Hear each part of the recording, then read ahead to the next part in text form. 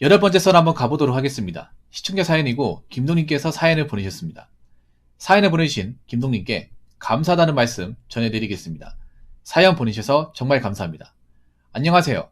오늘은 오랜만에 썰 하나 남기네요. 해당 썰은 직장 관련 고민보다는 현재 제가 일하고 있는 상황을 남기는 것인데 어떤지 봐달라는 의미에서 남깁니다. 현재 일한 지 거의 한 달이 되어 가네요. 일하는 업계는 IT 쪽이고 업무는 경영 지원인데 혼자 사는 중입니다. 경영 지원이라 쓰고 총무 인사, 채용 업무까지 하고 있네요. 원산이네 오늘 감사합니다. 네, 들어가세요. 기존에는 물품 관리나 재고 관리 등 실제로 실무를 다루거나 아니면 고객과 직접 컨택을 하는 경우가 많았습니다. 직접 회사만 해도 완전 물품만 제대로 챙겼었죠. 그런데 이번에는 일하는 성격이 다르다 보니 일 자체가 쉽다 어렵다를 떠나서 매출에 직접 영향이 안 가니 기분이 새롭네요. 그리고 지금 업계에 대해서 익숙하지 않은 것도 있고 지금 회사가 대부분 근속 연수가 짧은 것도 마음에 걸리네요. 핵심 인원 극소수 제외하면 새 출발 수준이라고 봐도 되겠네요. 당장 제자리만 해도 1년 사이에 3, 4명 정도가 바뀌었더라고요. 왜 있다가 나갔는지 저는 알 도리가 없지만 회사가 문제인지 각자 구성원들이 문제인지 모르겠더라고요. 예전에 저였으면 진작 이 이내로 그만두거나 하루 갔다 안 갔을 가능성이 있으리라 봅니다. 하지만 이번에는 좀 바꾸고 싶어서 어떨지 알 수 없지만 다니면서 지켜보자는 마인드로 있었습니다. 인수인계도 처음 입사한 주에 전임자가 3일 정도만 하고 도망치듯 그만두더라고요. 제가 일에 대해서 제대로 알려달라 얘기했으나 알려준다고 말만 하면서 실상 알려준 게 없습니다. 말은 아프다고 하는데 실상은 도망친다는 게 제 눈엔 훤히 보였거든요. 당장 모습은 회사 잘못은 아니다 판단이 돼서 오히려 그만둬야 되겠다는 생각은 덜하고 있네요. 그래서 그 사람이 그만두기 전에 인수인계서 하나만 딸랑 던져주고 파일 위치 등 기본적인 것도 하나도 안 알려주고 갔습니다.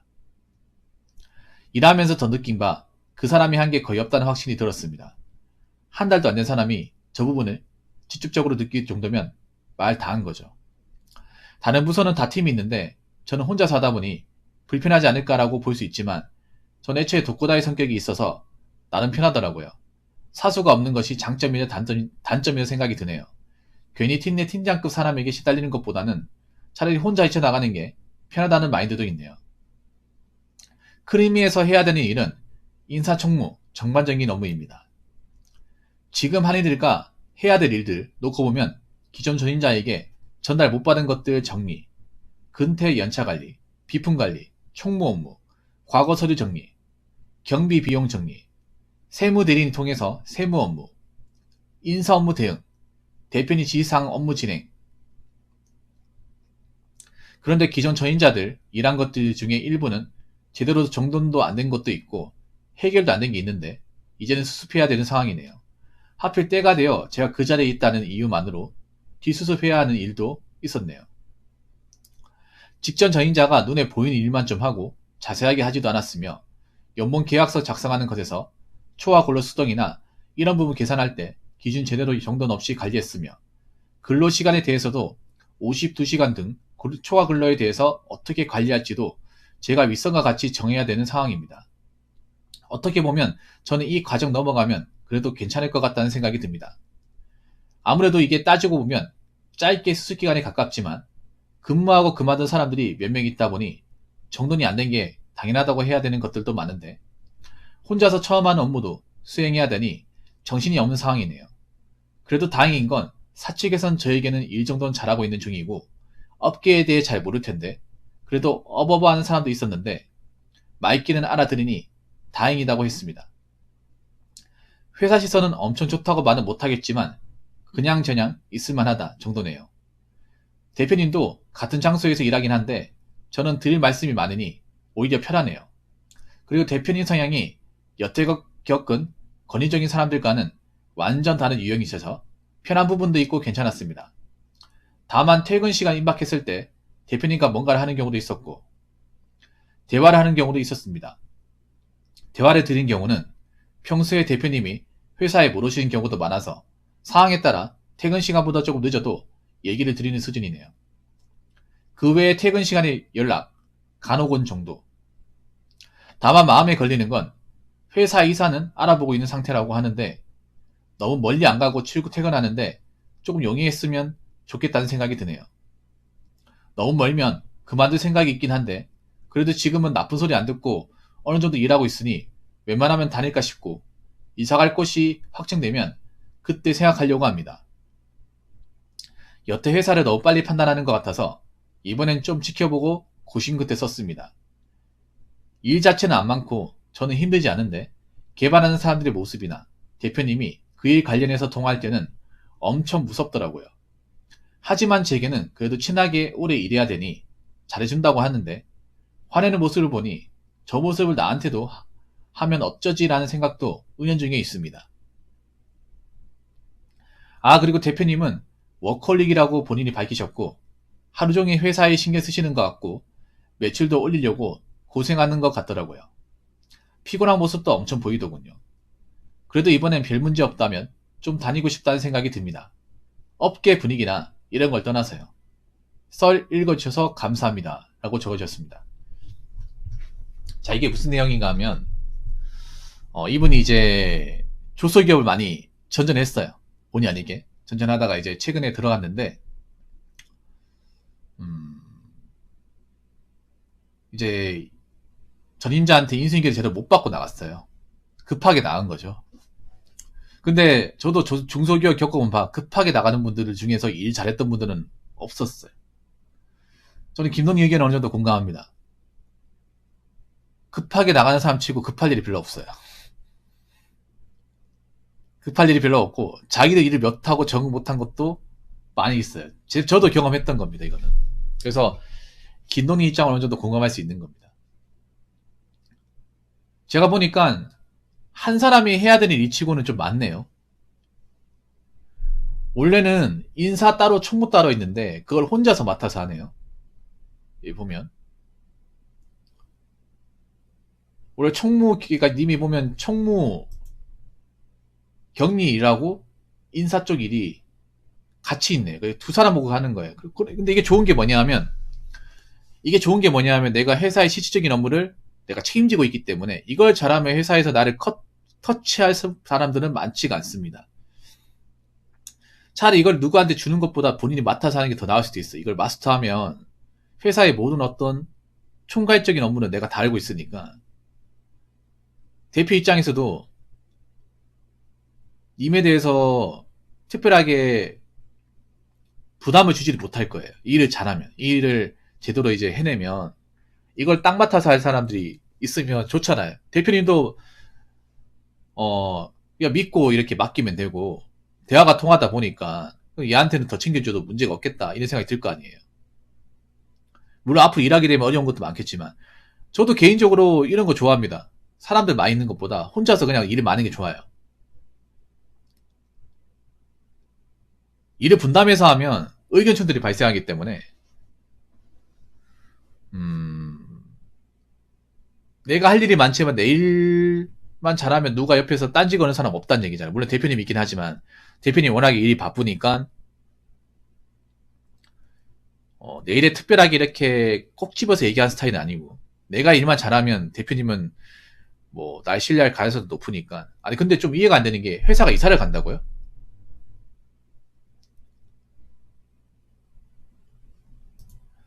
이사를 간다고? 언제 이사 간다고는 정해진 거예요? 어디로 갈 거라는 얘기는 나오는 겁니까? 이거 직원들한테 물어보면 좀 나올 것 같은데. 이사를 왜 가지? 건물이 애매하다고요? 보통 뭐 중소기업이 자기 건물 가지고 회사 꾸리는 경우는 없어요.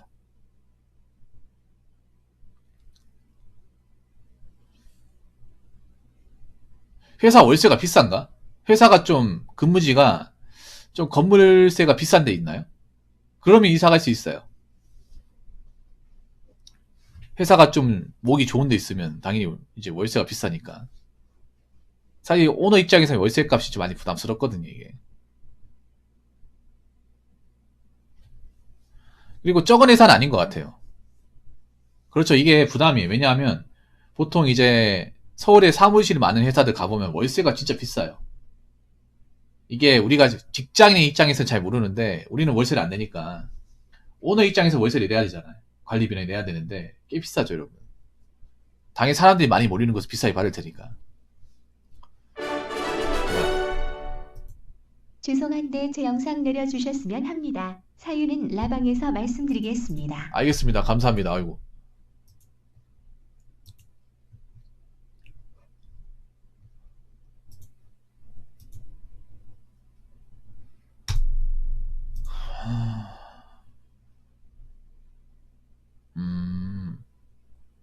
직원 수가 적은 회사는 아니네요.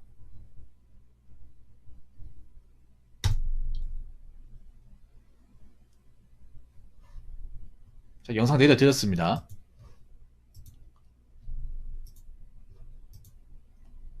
이유는 됩니다. 대신에 이제 앞으로 옮길 회사가 어딘지를 알아야 돼요. 어딘지. 사장님한테 한번 물어보면 어떨까? 아니 근데 회식 같은 걸 했어요? 식사 자리 같은 거 가졌습니까? 근데 밥은 어떻게 해, 밥은? 중소기업 다닐 때 밥 중요하거든요. 왜 중요하냐면 서울도 요즘에는 밥을 안 주는 곳도 있대요. 식대로 따로 이제 월급에 이제 넣어주는 경우도 있다고 하던데. 아, 구하는 중이라고요? 식사는 어떻게 해요, 식사는?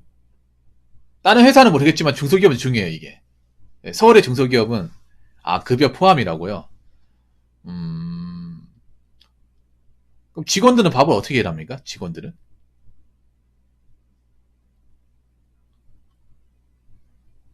급여 포함이라는 얘기는 뭐냐 하면, 그 오너분께서 식대에 대한 부담을 많이 느낀다는 얘기네.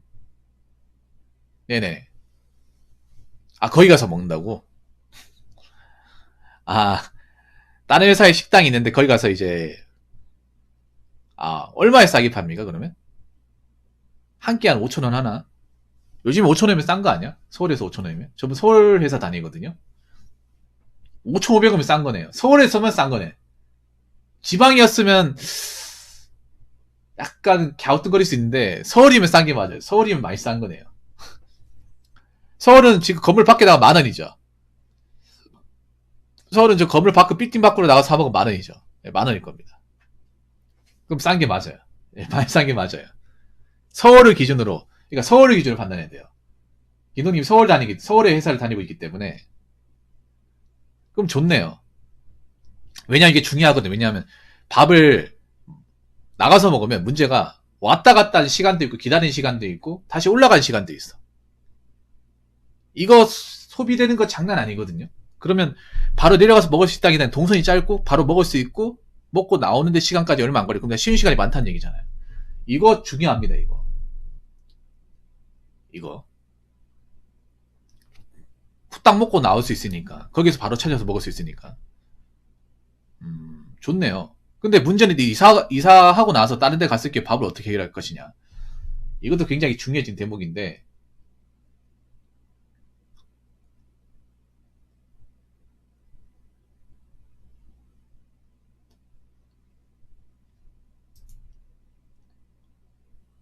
그때 말아서 해야 된다고요?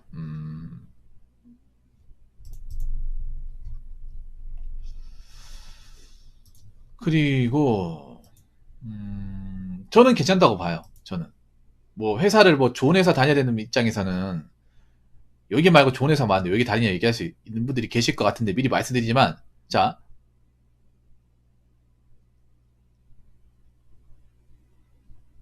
내렸습니다 원사님 내렸어요.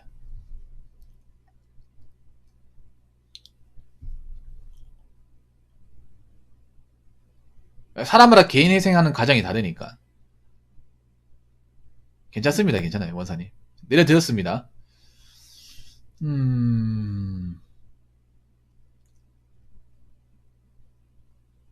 일단 지금은 괜찮은데 괜찮아요 원사님.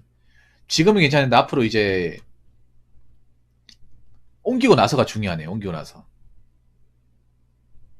김동님이 사시는 곳이 그래도 웬만한 동선은 다 갈 수 있는 곳 아닙니까? 웬만한 데는 다 서울 시내 안에는 다 갈 수 있는 곳 아니야? 김동님 사는 데가 목이 좋은 곳이거든요. 거주하는 곳이 목이 좋아서 서울 안쪽에만 어떻게 들어오면 갈 수 있는 곳이잖아요. 구로는 멀다고요? 그 판교는 더 안 되겠네.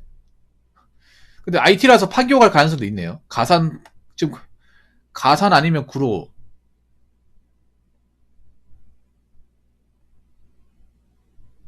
동쪽요.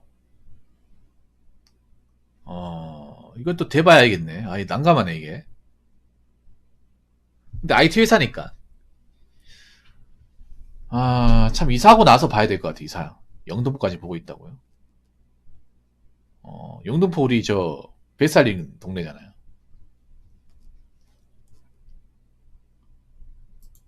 이게 사람마다 이제 생각하는 게 다를 수 있는데요.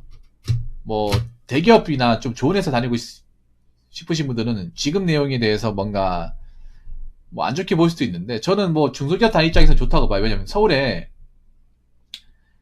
어떤 그런 이 회사 상황을 잘 모르시는 분들이 많은 것 같아요, 김동님. 제가 보니까 서울에 회사 하면 다 좋다고 생각해서, 아니 서울에 살고 있는데 왜 이런 회사 다니지 생각하시는 분 분명히 있는데, 아셔야 되는 게 서울에 사무실에 하는 사람들이 절대 다수는 이런 회사 다닙니다. 이보다 더 안 좋은 회사 다녀요. 이 비슷한 레벨 수준의 회사를 다 다닙니다. 막상 서울에 일하는 사람들 중에, 사무직 다니는 사람들 중에, 네, 화이트 칼라 중에 막상 좋은 회사 다니는 사람 별로 없습니다.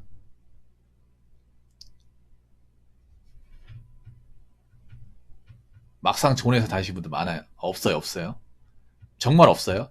보통은 잘 모르는 사람들이 서울에서 회사를 다닌다고 하면 돈 많이 받고 좋은 회사로 생각하는데, 돈 많이 받고 좋은 회사는 서울 토박이들도 다니기 힘듭니다. 팩트로 얘기하면. 서울 토박이 분들도 이런 조소기업이 많이 다닙니다. 예.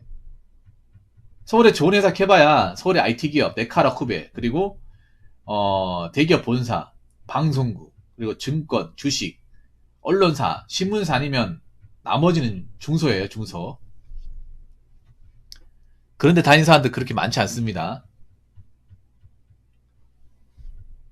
생각보다 중소기업 일하는 사람들이 많아요. 그럼 그만큼 보수가 높지 않다는 거겠죠. 그렇기 때문에 김동님 만족하시면 전 다녀도 괜찮다고 생각합니다. 본인이 괜찮으면. 일단 다녀보고 판단하십시오. 더 다녀보시고. 지금 제가 봤을 때는 함부로 나오기도 좀 그래요. 그러니까 김동인도 지금 조심스러운 게 그런 겁니다.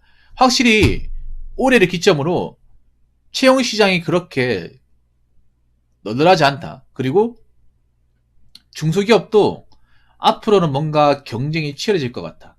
앞으로 사람들이 찬밥도 한번 가리지 않고 일단 일할 수만 있으면 중소기업 문을 두르길 사람들이 많을 것 같다는 생각이 들죠. 그리고 중소기업도 이제 경력이 없으면 안 뽑아줄 것 같다는 생각이 들죠. 저도 그럴 것 같아요. 왜냐하면 중소기업이 즉시 바로 일할 수 있는 사람들, 그러니까 즉시 전략감을 많이 선호하기 때문에 일을 안 해봤으면 안 뽑아줄 것 같아요. 내가 봤을 때. 중소기업 바로 일에 적응해야 되거든요. 대기업처럼 막 가르치고 교육시키고 이런 게 없어요.